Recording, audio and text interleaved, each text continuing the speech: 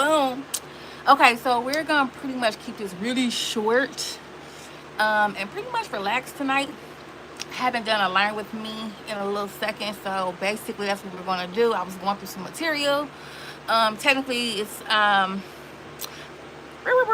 okay. So I am studying criminal law, right, at the University of London, and I was working on topic 3, kind of refining some things with my studies. And just so you know what topic 3 is, that would be the Actus Reus, conduct and circumstances section and portion. So one of the cases that came up in my material was Airedale NHS Trust versus Blind, and particularly what I was interested in having this AI note taker take notes on, or pretty much give us a little podcast for, was the portion on omissions and the distinction between withdrawing treatment and a positive act. Because there was a question I was like trying to work on, and I was like, you know what, I would like to hear some different thoughts about that. I want to be able to add context to it, because you know there's lots of nuances to this piece. So instead of me giving you a lecture or something like that, because baby, no. I'm actually actively studying this. So I loaded my source material into NotebookLM, so that's the source, right? And I had to generate a discussion around the case, which we've done before, but this time I'm giving it like a very specific question and some specific areas where I want to pull and see what it gives us, right? So basically we're just gonna listen and learn together. Y'all know how I'm listen and learn. We're gonna learn with me, and it'll probably take some notes as we go along. So I'm gonna kind of do a little bit of type in the background. Don't get distracted. Matter of fact, let me grab this really quick. How about that? So now I don't have to distract y'all with clicking. I can write by hand. And I'm gonna actually let you see my back screen a little bit more, so you don't just have to focus in on me looking back and forth. But yeah, we're gonna just go ahead and see what podcast they put together for us. Listen, they about to give us the tea, and hopefully you can enjoy it. So I hope you are able to sit back and relax and just catch a vibe, because once again, this is real relaxed tonight. This is a real specific question I kind of had around a particular area, and I figured, of course, I should share it with my people. What? Y'all my people. I be sharing everything with y'all, right? Everything that's relevant to share on this channel. So we're going to go ahead and jump into that right now. I'm going to play it. It's about a 27-minute long audible or audio clip. We can chat at the end if you want. If not, it's totally fine, because listen, we're going to just listen and learn. Okay? So hopefully you can sit back and enjoy. Imagine for a second that you get into a terrible fight with someone. You know, you lose your temper, you pull a knife, and you stab them. Which is an awful thing to do. Right, an awful thing to do. But they survive the attack, the ambulance arrives, and they are rushed to the hospital. Okay. And while they're in the ICU, a doctor makes just a catastrophic error. Maybe they administer a massive dose of a drug the patient is highly allergic to, or they completely bungle a routine breathing tube insertion. Oh, wow. Yeah, and the patient dies. Yeah. So the question is, are you a murderer? Or did the doctor's mistake just kind of get you off the hook for homicide? That is quite the hypothetical. I know. But today we are wading into the incredibly murky, honestly intensely philosophical waters of criminal law to find out. Yeah. We're pulling together some recent masterclasses, critical legal frameworks, and landmark case law to really deconstruct what actually makes a person a criminal. So our mission for this deep dive is to look at a stack of sources, including some fascinating university tutor feedback and a recent 2026 criminal law masterclass by Dr. Laura Lamizine to figure out how the law distinguishes between doing something, doing nothing, and doing something without a conscious mind. Yeah, and it sounds like a really straightforward question, right? Who caused the death? Right. But to answer it, we have to basically tear down our basic assumptions about how human beings operate. How so? Well, usually when we talk about a medical diagnosis or a physical injury, there's an expectation of precision. You know, you break an arm, the x-ray shows a jagged line, the doctor just points to it. Right. It's binary, broken or not broken. You can literally point to the evidence. Exactly. But the moment you step into a criminal courtroom and try to analyze neurodevelopment or trauma or just human autonomy, that precision completely vanishes. It's gone. Yeah, we are no longer looking at an x-ray. We are essentially trying to diagnose a complex disease based entirely on reading someone's diary. Oh, wow. That is a really good way to put it. It's subjective, it is messy, and it relies heavily on translating unseen thoughts into physical liability. Which means we have to look at how the legal system attempts to draw lines between these things. Because the foundation of criminal liability isn't just a game of Clue.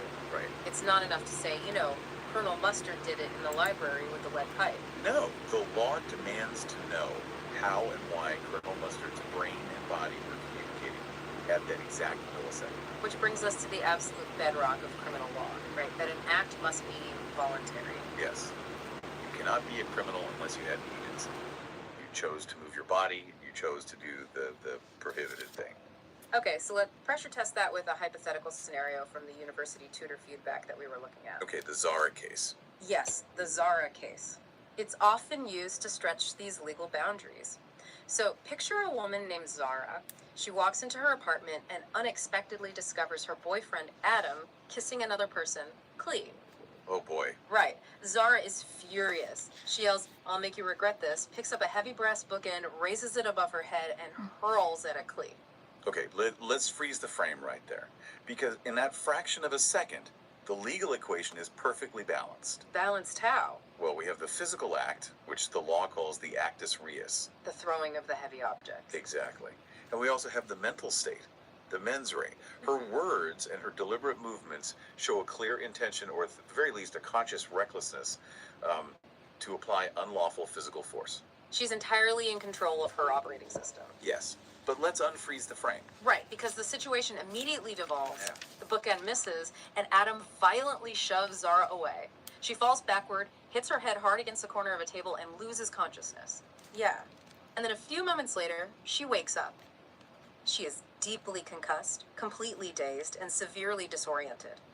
And in this altered state, she stumbles forward, lashes out wildly, and ends up breaking Clee's wrist. See, now the legal equation is broken.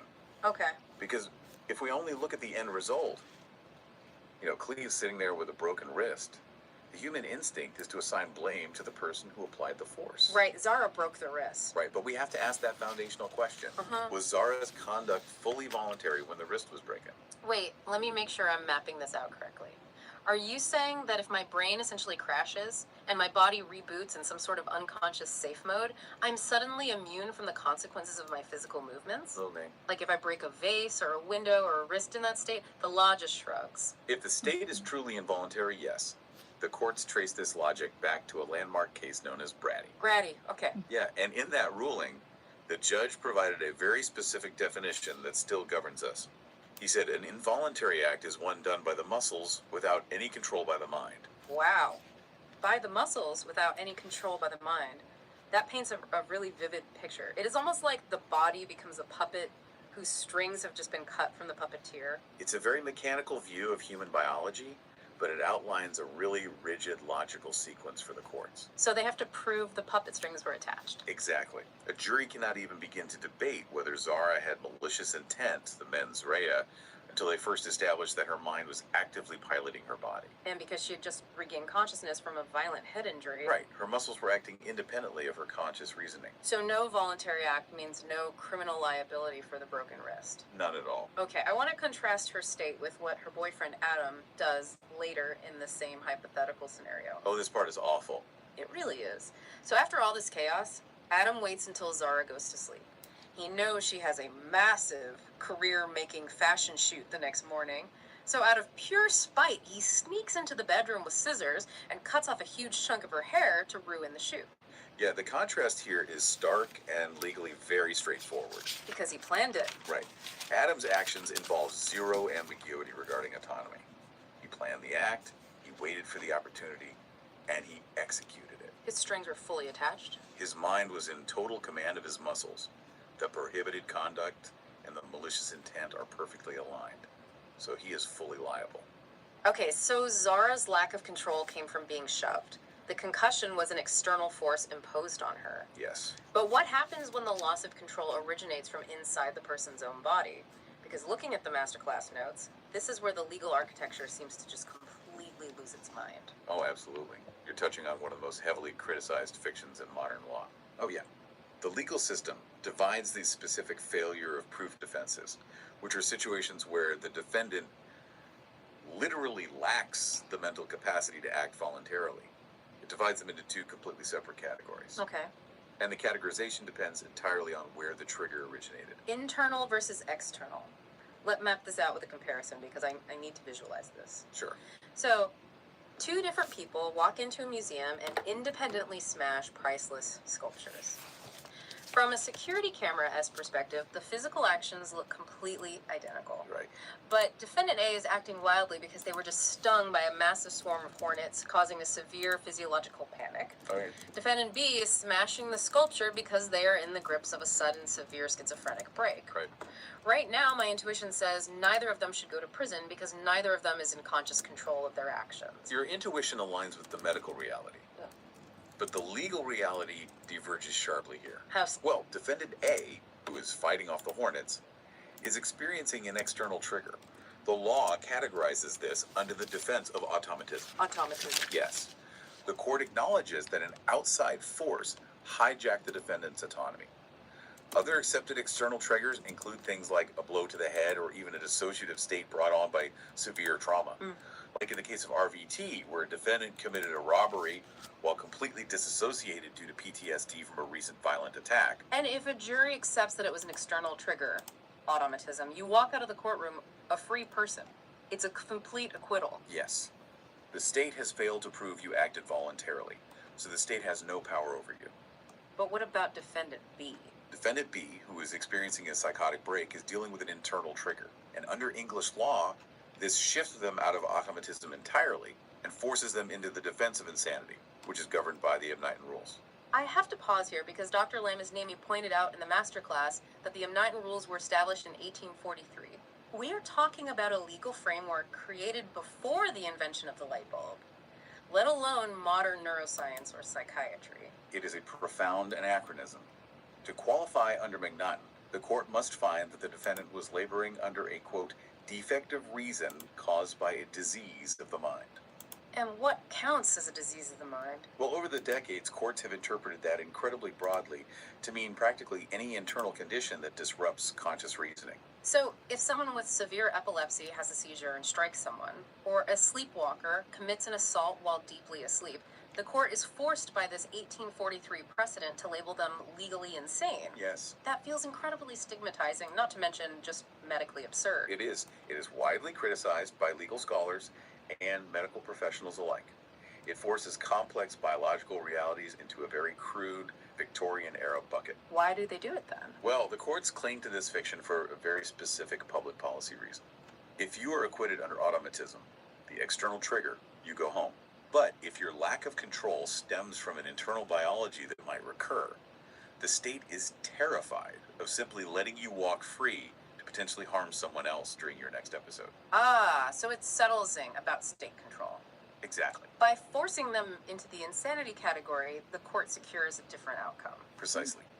Or rather, the outcome is a special verdict of not guilty by reason of insanity. And what does that actually mean for the person? That verdict grants the judge the power to impose indefinite medical detention.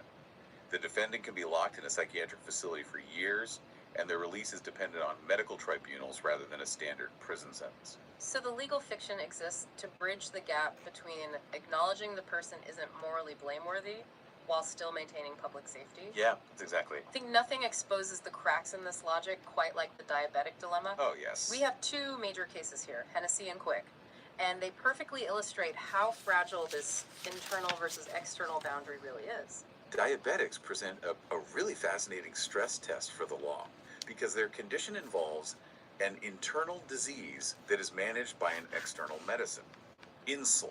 Let's map this one out too.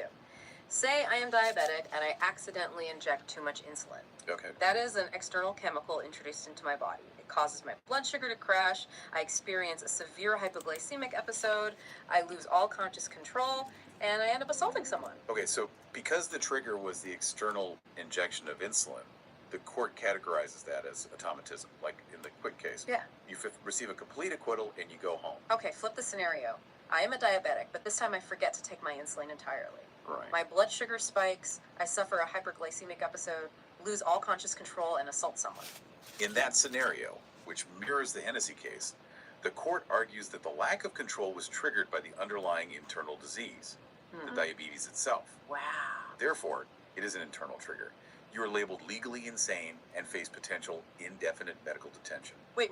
It is the exact same underlying illness. Yep. The external behavior is identical. The total lack of mental control is identical.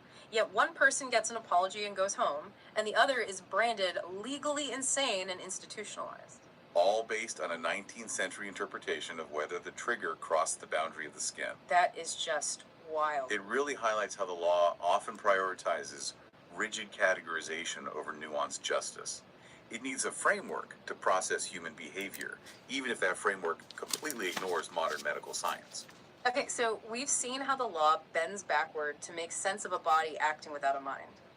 But that logic flips entirely when we move to one of the most highly charged areas of criminal law, which is what happens when someone with full conscious control deliberately chooses to do absolutely nothing. We are moving from positive acts to omissions. Right. And the foundational rule here often shocks people. In English law, there is generally no duty to act. There is no broad Good Samaritan law. Let's be clear about what that means. If I am walking past a shallow pond and I see a toddler drowning, and I could easily wade in and save them without even ruining my shoes, I am under zero legal obligation to intervene. None. I can pull out a lawn chair and watch. Yes. It is a moral atrocity, but I have not committed a crime. Legally, you are a bystander. The state cannot punish you for failing to be a hero. Wow. Criminal liability for an omission, for doing nothing, only arises if you have a pre-existing, legally recognized duty to act. And where does that duty come from? It can come from a contract, like being a hired lifeguard. It can come from a special relationship, like a parent as duty to a child. Or it can rise if you voluntarily assume care of a vulnerable person. Which brings us to the medical context, where this concept of duty creates agonizing legal dilemmas. I want to look closely at the tragic case of Airedale NHS Trust v. Bland from 1993. It remains one of the most significant medico-legal cases in history. Can you set up the facts of the case? So, Anthony Bland was a young man who suffered horrific crush injuries in the Hillsborough football stadium disaster. The lack of oxygen left him in a persistent vegetative state. Right. His brainstem was still functioning, meaning his heart beat and he could breathe with assistance, but his higher brain functions were destroyed. He had zero consciousness and no clinical hope of ever recovering. He was kept alive on life support, ventilation, and artificial feeding tubes for 3 years. Yes. And eventually, the doctors and the hospital, with the full and heartbreaking consent of his parents, went to the courts. They asked for legal permission to withdraw all life-sustaining treatment and allow him to pass away. And the House of Lords granted that permission. But the mechanics of how they legally justified that decision are crucial. Right. Because the overarching question was, why wouldn't the doctors be guilty of murder? They are taking deliberate steps that they know with absolute certainty will result in the death of their patient. I mean, if I walk into a hospital and pull the plug on a patient's ventilator, I am walking out in handcuffs. I've committed an act that caused death. How is a doctor doing it legally different? The court relied on the razor-thin distinction between an act and an omission. They concluded that withdrawing life support is not a positive act of killing. Even though they are physically turning off a machine. Yes, instead, it is an omission. It is the cessation of an artificial intervention, which simply allows the pre-existing underlying injury to finally take its natural course. So disconnecting a feeding tube isn't categorized as doing something to end a life. It's categorized as ceasing to do the thing that was artificially prolonging it. That is the exact legal justification, and they aggressively contrasted this with euthanasia. How so? Well, if a doctor were to administer a lethal injection of potassium chloride to stop Anthony Bland's heart, that is a positive physical act introduced by the doctor. That remains illegal murder under UK law. But withdrawing the feeding tube is an omission. But wait, earlier we established that you can be guilty of a crime by omission if you have a duty to act. Right. And a doctor undeniably has a legal and ethical duty to care for their patient. So how does their duty just vanish? You hit on the core mechanism of the ruling. A doctor's duty of care is defined by medical efficacy. Okay. The court determined that because Anthony Bland had no hope of recovery, the invasive medical treatment was entirely futile. It was no longer benefiting him. I see. And once a treatment becomes medically futile, the legal duty to provide it evaporates. And if there's no duty to act, then omitting that action cannot be a crime. This begs a really difficult ethical question, one that legal philosophers debate constantly. Is this distinction actually valid? It's a huge debate. Because functionally, the doctor's intention is to ensure the patient dies so their suffering ends. Calling one method a positive act and the other a lawful omission feels like we are just hiding a profound moral choice behind a legal dictionary. The critique you're raising is very common. Many argue it is purely semantic gymnastics. A fiction designed to protect doctors from being forced to endlessly treat bodies against all medical sense without officially legalizing euthanasia. What's the defense of it? The conventional defense of the ruling is that it protects bodily autonomy. It prevents the state from forcing invasive technology on a person when it offers no clinical benefit. The law frequently operates in these deeply uncomfortable gray zones, using rigid definitions to solve impossible human tragedies. Let's twist the scenario to see how fragile that gray zone is. What if Anthony Bland's parents, exhausted by the legal delays and driven by overwhelming compassion for their son, had simply walked into his room and switched off the ventilator themselves? Yeah. Would they be guilty of murder? Under the strict application of the law, yes, they almost certainly would be. Even though they are performing the exact same physical motion as the doctor, achieving the exact same result, driven by pure compassion. Yes, because the legal frameworks surrounding them are entirely different. The doctors operate within a legally recognized duty of care, governed by clinical assessments of futility. And the parents. The parents do not have the clinical authority to declare a medical treatment futile. So if a parent unilaterally unplugs the machine, they are not engaged in a lawful omission. They are committing an unauthorized positive physical act, or at the very least, a gross breach of their parental duty. With the specific intent to end a life. Exactly, with the specific undeniable intent to end a human life. So their motive compassion is entirely irrelevant to the legal charge of murder. Motive might affect sentencing, but it does not erase the mens rea, the intent to kill. The law cares about what you intended to bring about, not why you felt good or bad about doing it. That distinction between intent and outcome reminds me of the Bodkin-Adams case from the 1950s. Oh, absolutely. Dr. John Bodkin-Adams was treating an elderly, terminally ill patient who was experiencing immense pain. He prescribed massive escalating doses of morphine and heroin. The patient died, and he was put on trial for murder, with the prosecution arguing he intentionally overdosed her. And the judge in that case introduced a vital concept that still protects palliative care doctors today, often called the doctrine of double effect. Right. The judge instructed the jury that a doctor is legally entitled to do all that is proper and necessary to relieve severe pain and suffering, even if those measures carry the known incidental effect of shortening the patient's life. So a doctor can knowingly administer a dose of painkillers that might accelerate death, provided their primary intent is focused on pain relief. Yes. But the moment their internal intent shifts from I am treating pain to I am administering this to end their life, they cross the invisible threshold into murder. It all hinges on the internal architecture of the actor's mind, which brings us back to the scenario you opened with today. Whether it's a doctor giving morphine, a parent pulling a plug, or someone stabbing an enemy in an alley, how did the courts actually trace the final dead body back to the original action? We're talking about causation. Yes. I always visualize this as a sprawling chain of dominoes. If I flick the first domino, I am fundamentally responsible for the last one falling. But what if someone else violently kicks the table while the dominoes are falling? At what point is the chain broken? The courts use a two-step filter to figure that out. Step one is factual causation, famously known as the but-for test. Okay. But for your actions, would the result have occurred? But for me stabbing this guy, he wouldn't have been in the hospital. Sure. But that test is incredibly broad, I could argue. But for his mother giving birth to him 30 years ago, he wouldn't have been here to be stabbed. Exactly, which is why the but-for test is only the starting point. To prevent absurdity, we move to step two, which is legal causation. And what does that ask? The court asks, was your initial act a substantial and operating cause of the final harm? This is designed to filter out distant or trivial connections. So apply that to my opening scenario. I stab someone, I knock over the first domino, Right. they go to the hospital, and a doctor completely botches their care. They give them a lethal dose of an antibiotic they are allergic to, which mirrors the Jordan case, or they mess up the breathing tube, like in the Cheshire case. Yeah. The patient dies from the medical error. Does the doctor kicking the table break my chain of legal causation? In the vast majority of cases, no. you are still on the hook for murder or manslaughter. Really? Even with the doctor's mistake? Yes. The courts have established a very high bar for public policy reasons. They do not want violent attackers escaping justice simply because the underfunded hospital made a mistake trying to save the victim. So what does it take to actually break the chain? The intervening medical treatment must be so palpably wrong, so overwhelmingly independent of your original attack, and so potent in causing the death that a jury views your original stab wound as merely part of the historical background. Wow. Yeah, unless the doctor's error is astronomically negligent, your stab wound remains a substantial and operating cause of death. You started the chain reaction.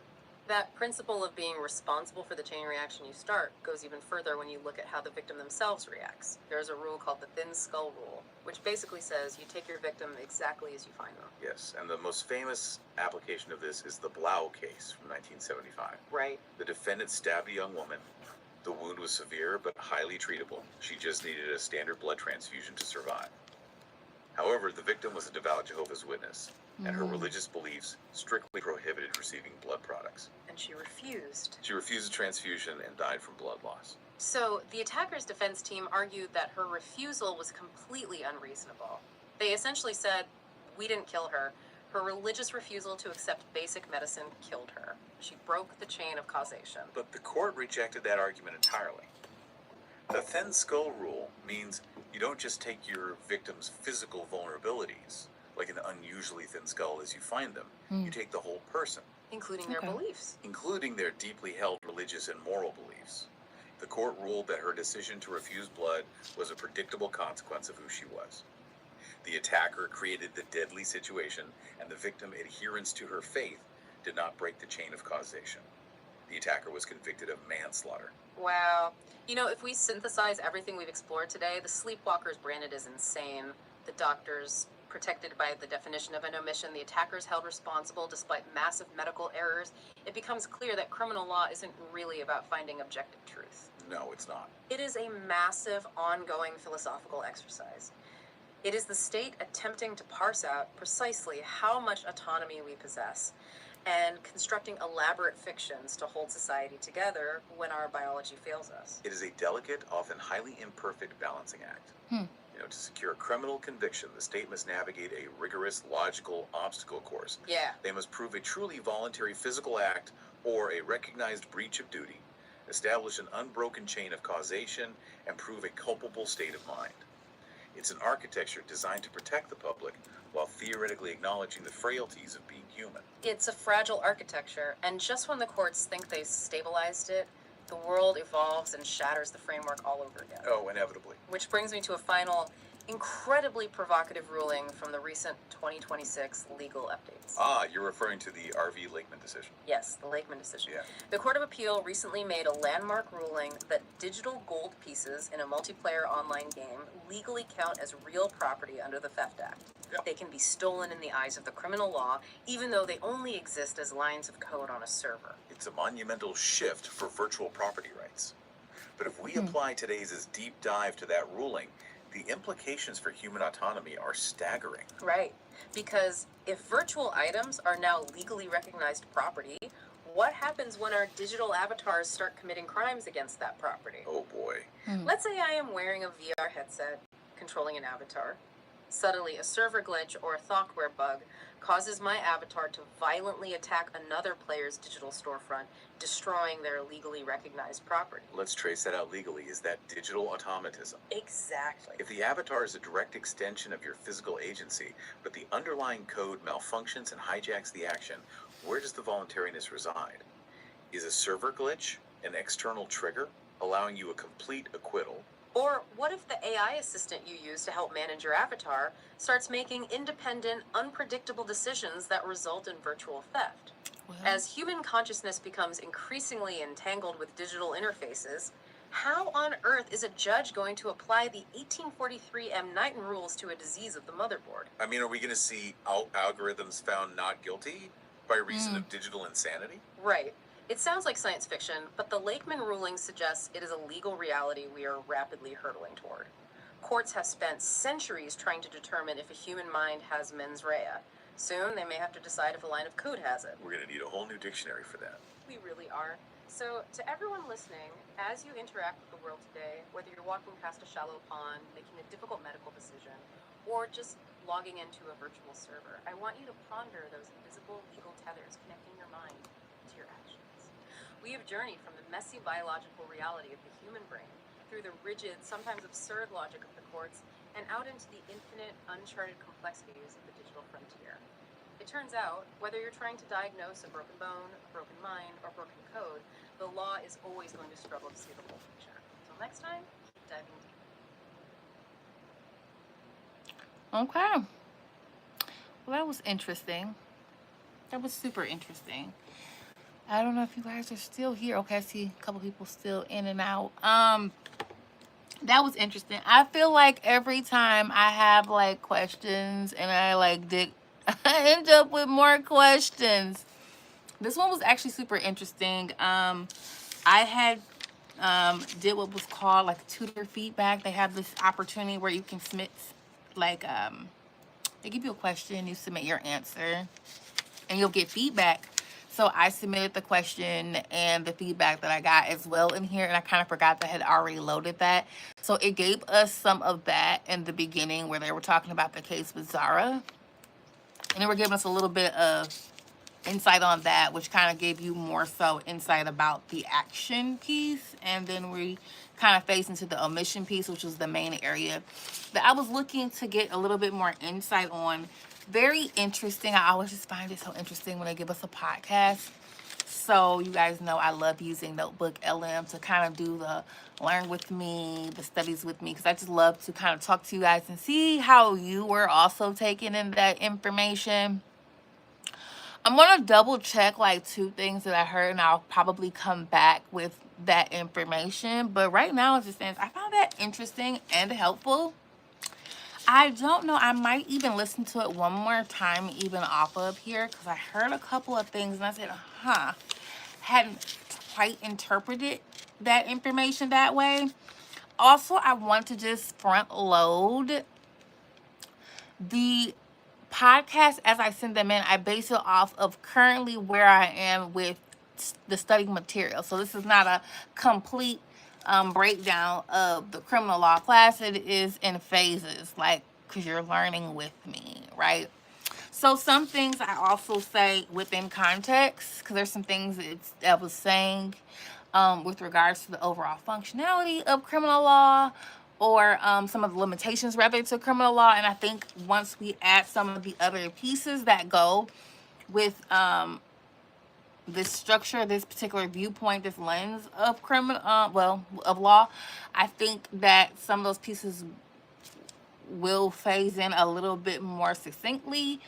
Right now, based off where it sits, of course, that what they said is pretty,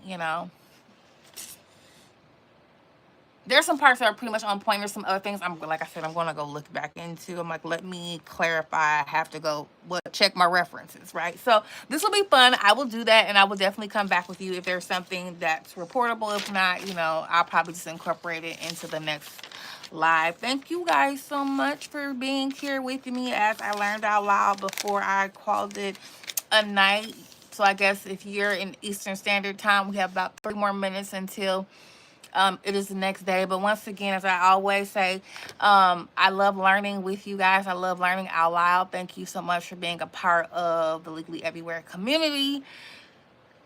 We got 1 study session down. I will see you at the next one. I'm going to start scheduling these a little bit more regularly so y'all can kind of get to study more with me. I'll just add in some of these questions that I have or written pieces that I like to work through. I'll just throw it into NotebookLM, see what it says. Let us chit chat about it. I'll do it earlier in the day so y'all don't have to worry about me doing it super late at night. But I was like, this question been on my mind. We got to get these answers. So I will put this on replay, and I will allow it to stay on the page so you can come back. I see some people popping in and out. Trust me, you didn't miss anything. Just pop on back. This will go in replay, and if not, I catch y'all in the video section or in the live section where you can see it there, okay? So no worries. If you're interested in this content, it'll be available in one of those platforms. Not platforms, so one of those segued sections of good old YouTube.